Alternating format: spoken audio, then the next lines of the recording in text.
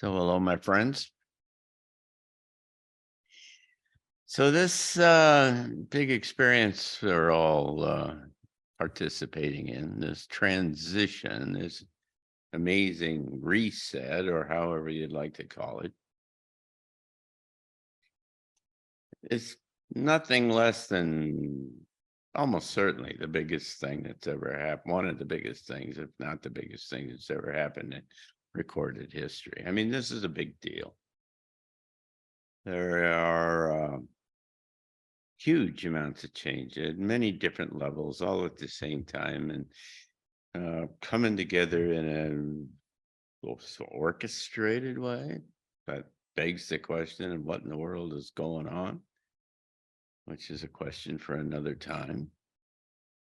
But it's kind of unprecedented with all kinds of uncertainty and chaos and unpredictability.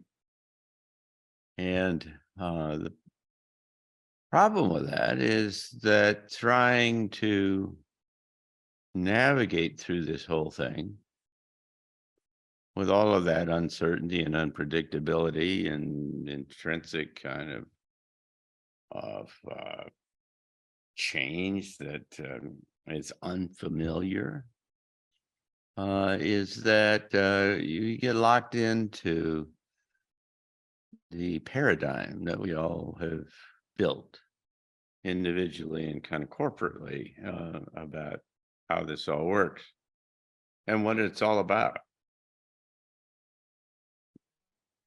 A paradigm, of course, is the kind of how the kind of framework of how you make sense, each of us makes sense out of reality. And each of us has a different one. And each of us has adapted from our background and what we've been taught and our upbringing and all the experiences that we have. We've kind of built a model, a paradigm, a model of how the world works. And we use that model to predict the future, explicitly, in some cases, always implicitly.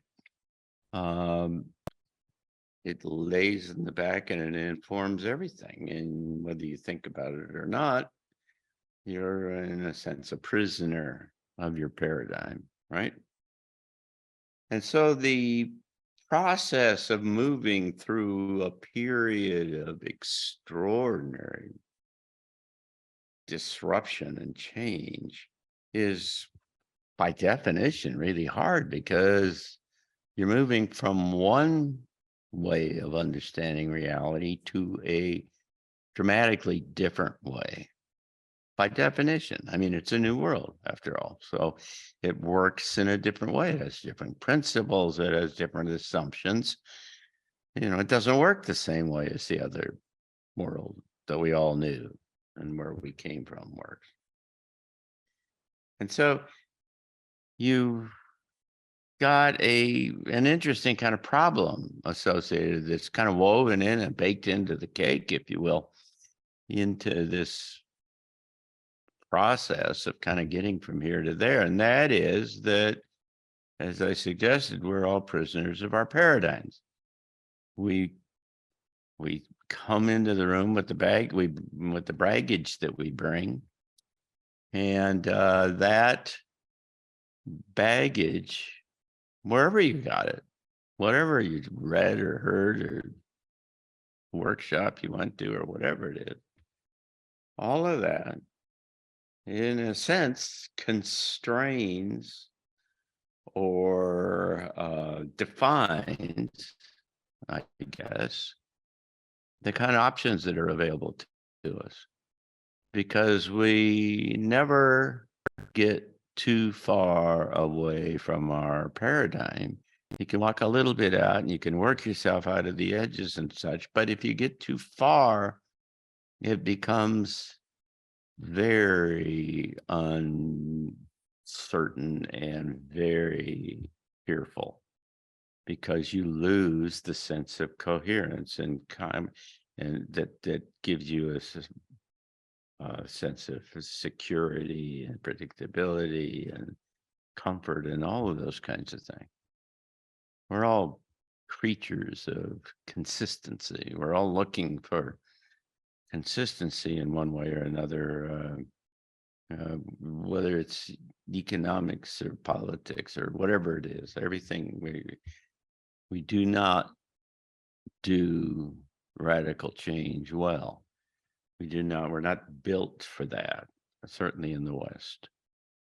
And so as we move forward, what we've got is this natural kind of aversion to these radical new ideas that are necessarily going to show up,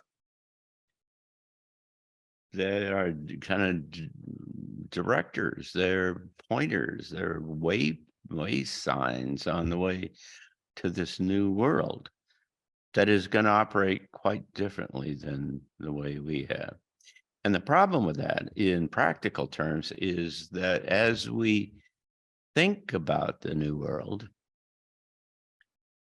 I think we necessarily think about it in the terms of what we were familiar with and what we know. I mean, we don't think about it in terms of what we don't know. And so we're constrained by, like I say, the baggage we brought into the room, the experiences, the assumptions that we make about how things work.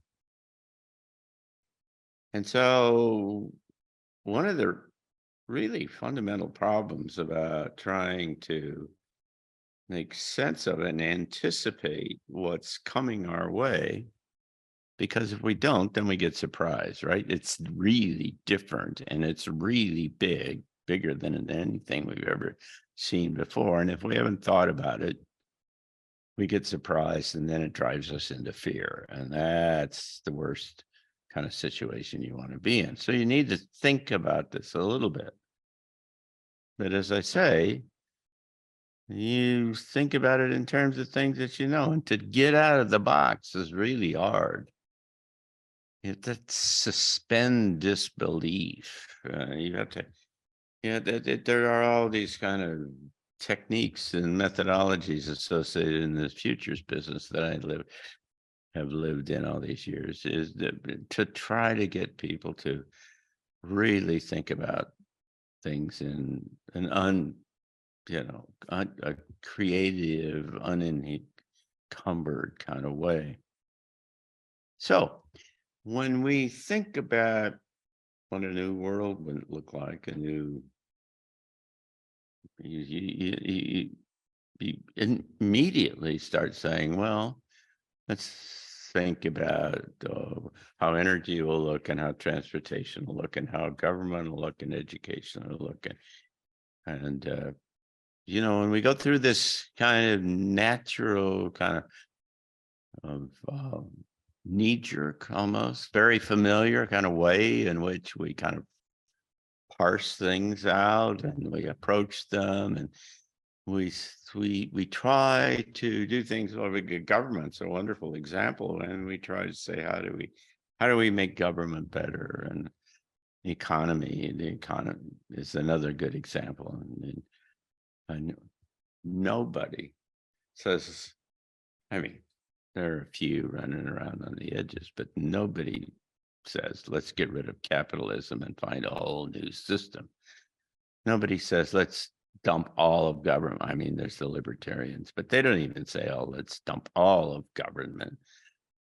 Let's, throw it all in the trash and build something new in a new way, kind of way. We all hang on to those things that we know because they define the reality that we trust and believe in and that we have found familiar. So it's really hard to extract yourself out of that kind of cocoon of comfort. And even if you want to, I mean, it's one of the hardest things in workshops that I've done on doing scenarios and all around the world that try to get people out of their box, because all they want to do is a variation and say, Well, let's change these laws or let's do this or some other kind of thing. And there's just this assumption that the structure and the operation and largely the motivation and the conceptualization of people in this new world are going to be a variation of something that we already know, we understand. We're going to work the edges, right? We're going to push it out on the edges into toward something new. That's antithetical at the core to the essence of what is happening right now. We're going from one era to another one in the most compressed and rapid transition in all of history. I mean, I can build all of that from single cellular life on, and all how the transitions just keep coming shorter and closer and together and faster, and the amount of change multiplies by orders of magnitude each time you go through one of these through one of these transitions.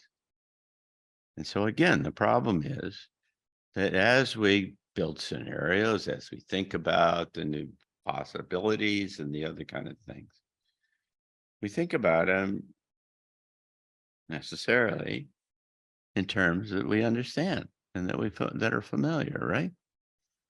And so you start with economics and you talk about energy and you presume, some basic kind of things.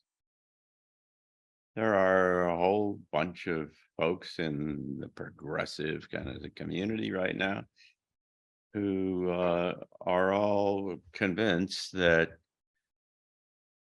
uh,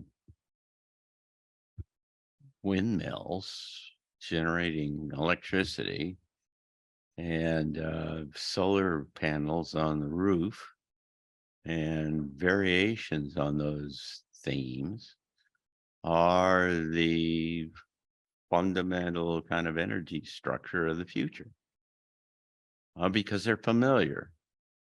Have you ever done the economic analysis, the engineering kind of analysis, the full life cycle assessment of these things? And if they did, they'd find out that there's just no way in the world they're viable. You think about what it takes to get rid of one of those big windmill, generator machines. I mean, everyone's been on the highway and seen them hauling them on the back end of these huge, kind of strange, articulated trucks that are designed specifically to haul them. And then you say to yourself, well, what do you do when they quit, when they're at the end of their life cycle? The only reason why any of that stuff works, by the way, from an economic point of view, is because of government subsidies. None of it would make any kind of sense of it. There wouldn't be an industry at all if the government wasn't subsidizing the stuff. So, I mean, that's the point. So the point is that we think about these scenarios and we think about a new world. I spend a lot of time thinking about what a new world is going to look like. And here at the Arlington Institute, I mean, we've got programs and stuff trying to build a model for how this new world would look like. And I mean, we do the same thing, say, well, education and transportation and, and the legal system and so on. We build the same sectors, and that's probably reasonable. But then how we populate those different sectors it's all familiar. I mean, none of you would say that doesn't make, that's crazy. I don't understand that. You might say, well, that's an interesting new idea, and and it's off into some new space or anything, but it's not nuts. It doesn't presume that, for instance, just for example, that energy is free and that it's distributed and it's everywhere, and because you can't can't get from here to there in your mind, because you say, well, how would that happen? And you could say, well, everybody has a little generator in their house. And you say, yeah, but what is that? And then how does that work? And they say, well, it comes from 0 point energy or some other kind of things. And you say, well, what's the magic that happens between now and then that because there aren't any of those around now. And everybody's putting their money into this solar and wind and other such thing. And so it becomes kind of science fiction-y at some point, because they're interesting ideas and they're kind of fun, and they raise possibilities, but that you haven't thought about, which is useful and valuable.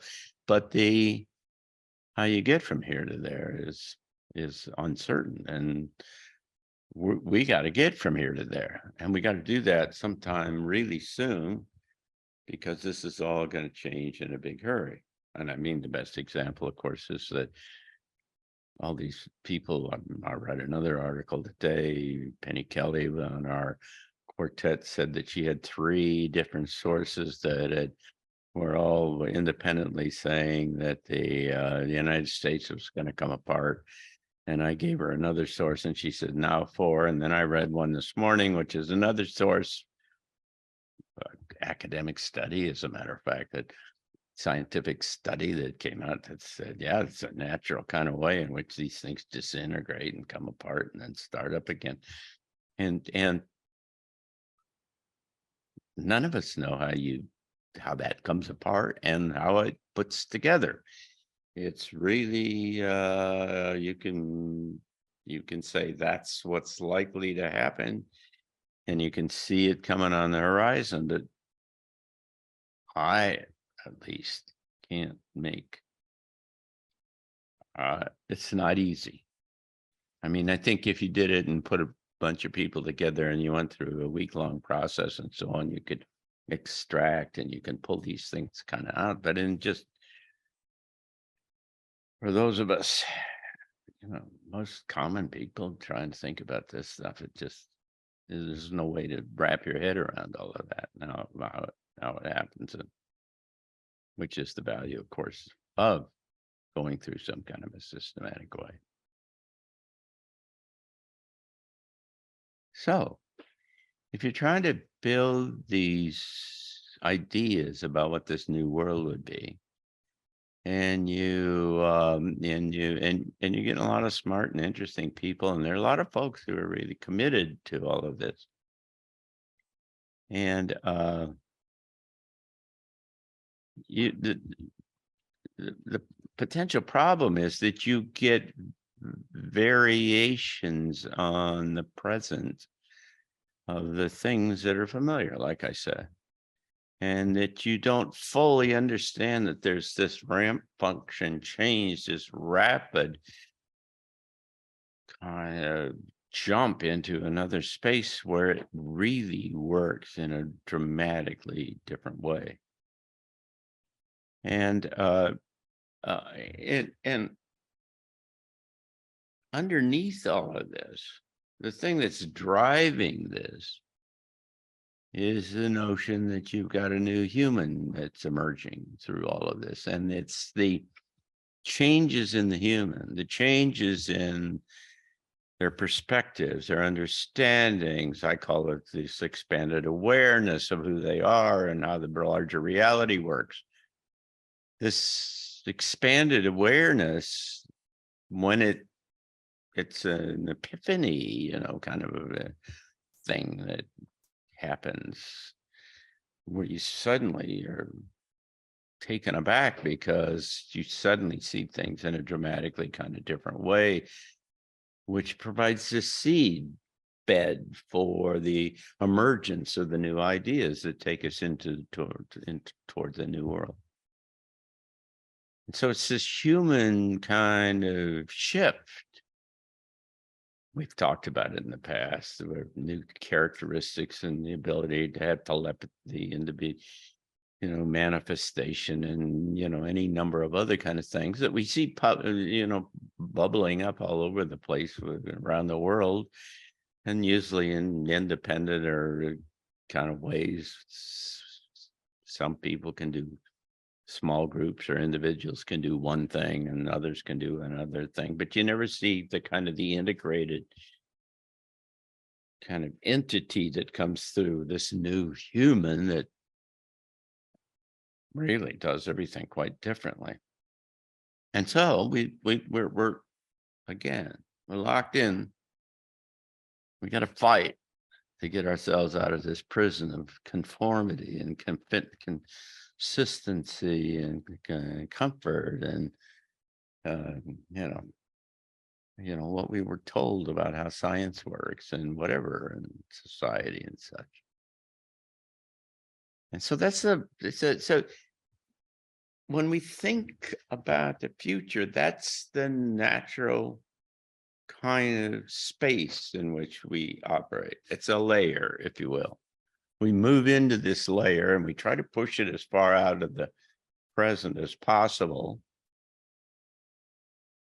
but it still makes sense and it's still kind of familiar and it's not too weird, because if it gets too weird, then it becomes uncomfortable and people and it becomes theoretical and science fiction-y, as I say, and people don't want to get too far out of their comfort zone, and because then it's really disruptive and then you don't know what you're going to do and how are you going to deal with, how can you take care of yourself, and I don't know what kind of job do you do and so on. So it's necessarily kind of incremental. It's not radical and big kind of change. And it's built of all the things that are familiar to us, how this world works and so on. I mean, if anything, we're kind of locked into this perspective, into this point of view, this 3D world, if you will. And it dominates and controls and shapes, determines all of the kind of the possibilities in the way that we think about things.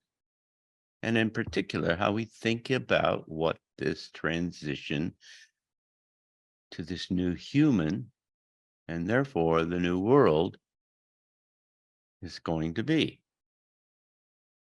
You follow that? This is we're trying to make sense out of all of this, but we're trying to make sense out of it in terms that are familiar to us, because if it's unfamiliar to us, it doesn't make sense, right?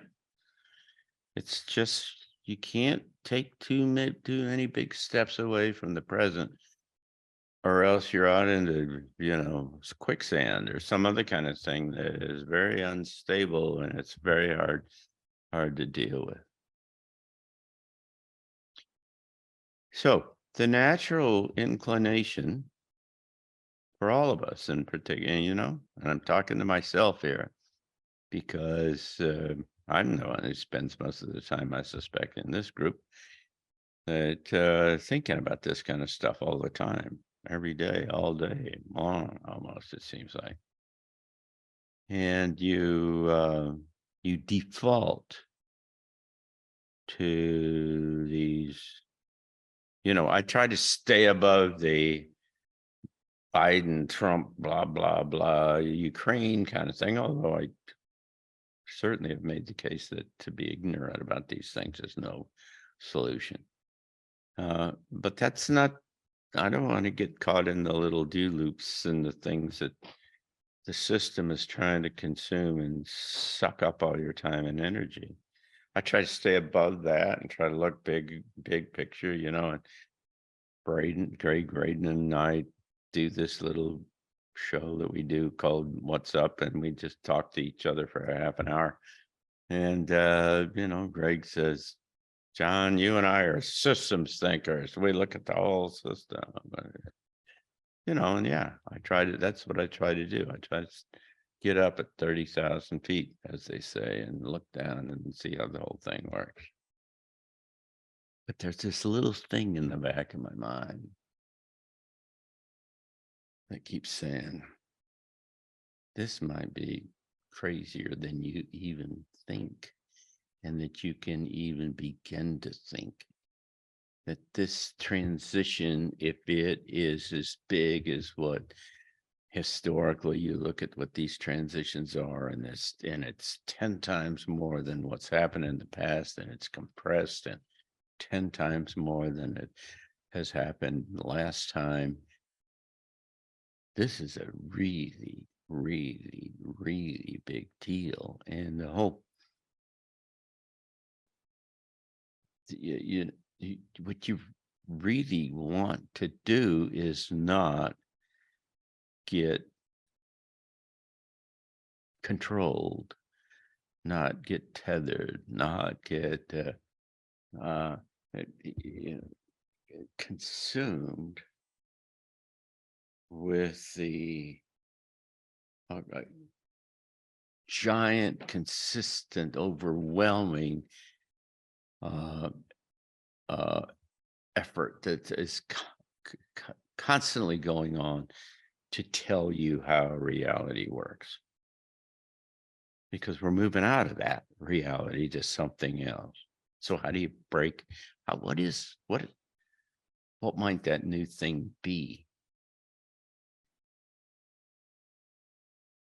So I'm telling you, as most of you know, that I've spent most of my life trying to think about what a new world and how it could work and so on, and throw out the new government and try to get a new one that,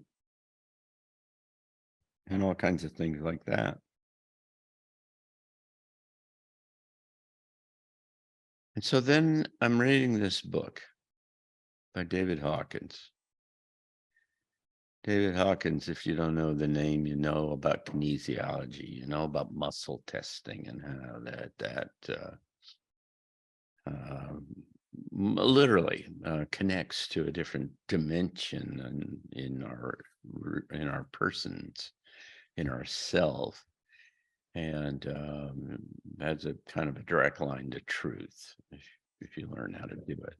David Hawkins discovered, invented that. Power versus Force is the name of his first kind of famous book. And he was a psychiatrist, very successful psychiatrist. And so I'm been rather familiar with Hawkins in the past as an author and his books, and spent a lot of time with people who are Hawkinsites, if you will, who are very dedicated to the man and his work, and particularly to kinesiology, and have built very complex analytical and diagnostic kind of systems to using kinesiology to try to determine what your problem is, you know, how to solve your problem, whatever your problem turns out to be. And so I'm reading this book called Letting Go. And I'm trying to find out let me go back and find out about Hawkins. What is it that what's his background and stuff? And I'm looking all around and I can't find the kind of the one page kind of summary, you know, that authors do in the back, a bio in a book. And I said, it's got to be here. And I'm looking around and I finally get to the back and I find the page that says about the author. And it's got, you know, page and a half about all of the awards he got and all the things and where he went to school and all that kind of stuff. And then it says biographic summary. And it goes into a 16-page summary of David Hawkins' life and what he was all about and what was precipitated, what he became and what he found out. And it was a series of extraordinary kind of events that started when he was 3 years old. And then when he was 15 or something like that, he had had a paper route. Remember when there used to be those kinds of things? And he in Wisconsin, and he had to ride his bicycle around on 16-mile route and throw papers on the porches of people. I used to do that. I know how that works. And he got in the middle of a extraordinary snowstorm, and got covered up, dug a hole inside of a snowdrift because the snow was so high and he couldn't get out, and he just buried himself inside the snowdrift, and he had this extraordinary epiphanal experience that kind of took him somewhere else, and he really didn't want to come back. And finally his father found him, and they were pulling on him. But anyway, his life was a series of these kinds of things. And he says, by age 38, I was in extremis, and I knew I was about to die. He had a problem. He had a disease that was terminal. I didn't care about the body, but my spirit was in a state of extreme anguish and despair. As the final moment approached, the thought flashed through my mind. Now, you got to understand, he was a scientist, and he was an agnostic, and he didn't believe in God or anything like that. But the thought flashed through his mind and says, what if there is a God? So I called out in prayer, if there is a God, I ask him now to help me. And I surrendered to whatever God there might be, and went into oblivion, departed the area. When I awoke, a transformation of such enormity had taken place that I was struck dumb with awe. The person that I had been no longer existed. There was no personal self or ego, only an infinite presence of such unlimited power that it was all that was. This presence had replaced all that had been me. And the body and its actions were controlled solely by the infinite will of the presence. The world was illuminated by the clarity of an infinite oneness that expressed itself as all things revealed in their infinite beauty and perfection. Wow. Big, amazing kind of change in perspective. Now Penny Kelly talks about kind of stuff like this. She had this Kundalini experience, with energy blowing up in her head, coming up her back. Things. She says, you can't explain it. It's ineffable, right?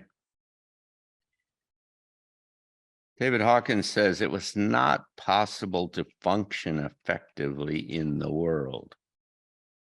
All ordinary motivations had disappeared, along with all fear and anxiety. There was nothing to seek, as all was perfect. Fame, success, and money were meaningless. And then he goes on to talk about a subsequent event. And he says there was this sweet, delicious band of energy continuously flowing up my spine and into the brain, where it created an intense sensation of continuous pleasure. Penny Kelly says it's like an orgasm, she says, and it comes when you can't predict when it's going to show up. And she tells stories about going through the supermarket down the aisle, and all of a sudden it comes and she's going crazy. And anyway, I would have been fun to be there and watch, I'm sure. He says everything in life happened by synchronicity, evolving in perfect harmony. The miraculous was commonplace. The origin of what the world would call miracles was the presence, that's capital P, presence, not the personal self. What remained of the personal me was only a witness to these phenomena. The greater I, depend deeper than my former self or thoughts, determined all that happened.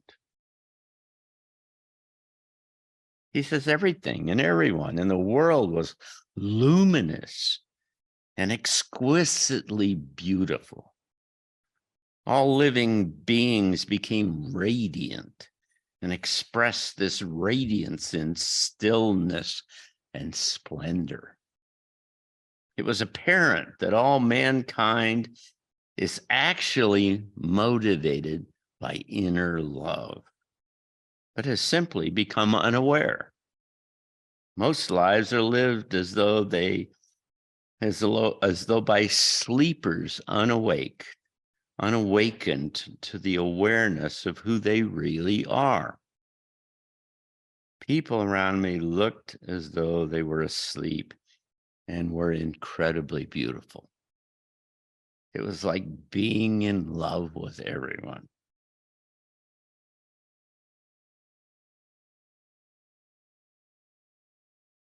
What's that have to do with economics and energy and a new human and all of the things we think about in this transition to this new human, this new world?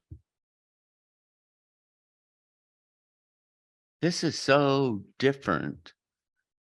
I mean, in a sense, it's familiar because we all play in this kind of space and we've heard all of these kinds of things, but you got to follow me here as I go through this a little bit, because this is a whole different path to a new world. It isn't a common, approach that we all take. David Hawkins says the incredible beauty of all things shone forth in all their perfection, and where the world saw ugliness, there was only timeless beauty. The spiritual love suffused all perception, and all boundaries between here and there, or then and now, or separation disappeared. Wow. I mean, that sounds like this new human thing to me, but it certainly isn't the common kind of approach to meditation and whatever, and all the different kind of things.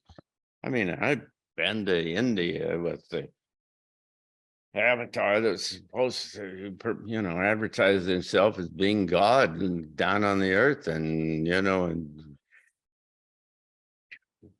get your chakras all lined up and tuned up and meditate, and that's not what this is. I mean, maybe I just didn't make it through the program all right, and I didn't get it. Entirely possible, but this is really something else. And again, I say that Penny Kelly talks about this in her own kind of ways, and she talks kind of with big eyes and says, "Oh, there's a place out there, and boy, it's just," and she tries to describe it, and she says, "I've been there many times, quite a few times, and so on." And I it has nothing to do with education. Doesn't have anything to do with your background or your kids or your family or your economics or anything else. I mean, it's just really, really dramatically different. Is this the essence of the emergence of a new human? Is this the kind of evolutionary jump to this new being? that we've all talked about and thought about, but always characterized in less profound terms than this. I mean, this is so i- in immaterial or immaterial.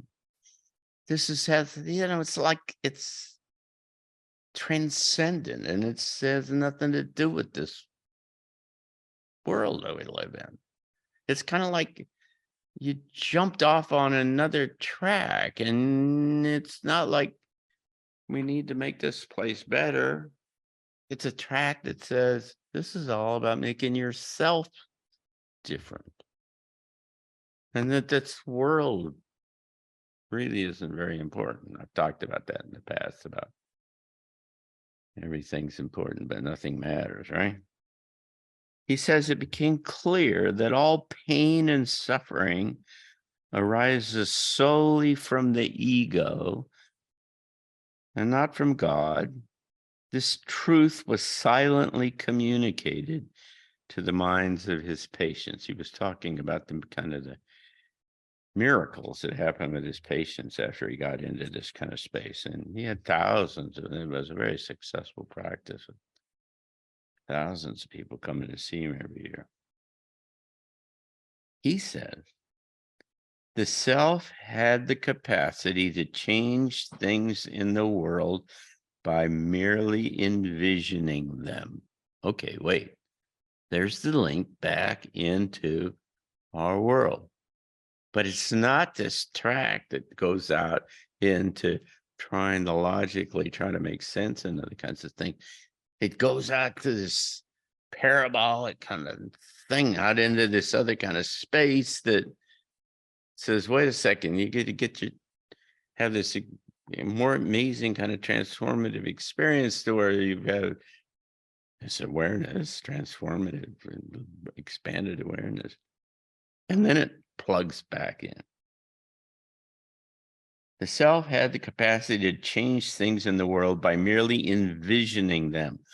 Love changed the world each time it replaced non-love. The entire scheme of civilization could be profoundly altered by focusing this power of love at a very specific point. Wow. It's like your laser and you point it at a place and boom, and it changes it. Whenever this happened, history bifurcated down new roads. And then he goes on and tells some stories about, coming down in some strange town, and he comes around the corner and there's a couple of gangs there, and they're about to have a gang fight right in front of him, and this big energy ball or thing comes out of him and envelops these guys, and they immediately changed and started laughing and carrying on, and it transformed everything. And how does that work? I mean, this is so different. Exceptional subjective experiences of truth, which are the provenance of the mystic who affects all mankind by sending forth spiritual energy into the collective consciousness, are not understandable by the majority of mankind and are therefore of limited meaning except to other spiritual seekers. Isn't that interesting? It's like you're on this path that nobody else understands. Some of us have gotten, toyed around the edges of that at least. And you understand that you're off trying to do something and you're surrounded by a whole lot of people, so many of whom you dearly love, who just don't understand it and they can't get it. The truth of one's real self can be discovered through the pathway of everyday life. To live with care and kindness is all that is necessary. To live with care and kindness is all that is necessary. The rest reveals itself in due time. the commonplace and God are not distinct. Is that great? It's just fascinating. So I read all of this. He says there's no way to explain this state of awareness to the unaware, which is what he said before. So I read this and said, wait a second. Maybe there's another another scenaric path that is the essential component, the essential kind of descriptor of what this is about, this new human, this everything, that is not naturally in our approach to thinking about the future or thinking about life at all. Now, I'm not naive. I mean, I know a lot of people spend a lot of time in this kind of space, and I've read Carlos Castaneda's over and over again and other kind of things. And so I, dabbled in some substances that have gotten me into places that I really didn't know that existed. And so it's not like I didn't know what this meant, but there was a coherence to it all and a kind of a timeliness relative to this transition to this new world that suggests that rather than taking this kind of almost human oriented approach to thinking about the future, which is not to question at all the value of it, because as he talks about, he says that once you get into this other space that he lived in for most of his life, he says the other things just take care of themselves, and he really didn't in a sense, he almost didn't care about it because he was in this kind of blissful kind of transcendent space for a goodly part of the rest of it, his latter life. And it was so disconnected from this world and this human experience as we understand it that it just really made me question whether the natural kind of way in which we approach these things may not be the best way to approach it. Or maybe there's a synthetic thing where we got to work both sides of this equation as we go forward, but do it in a really kind of dramatically different way. It's almost as though that if you're not successful in this personal development side of this thing, you'll never be able to see the solutions on the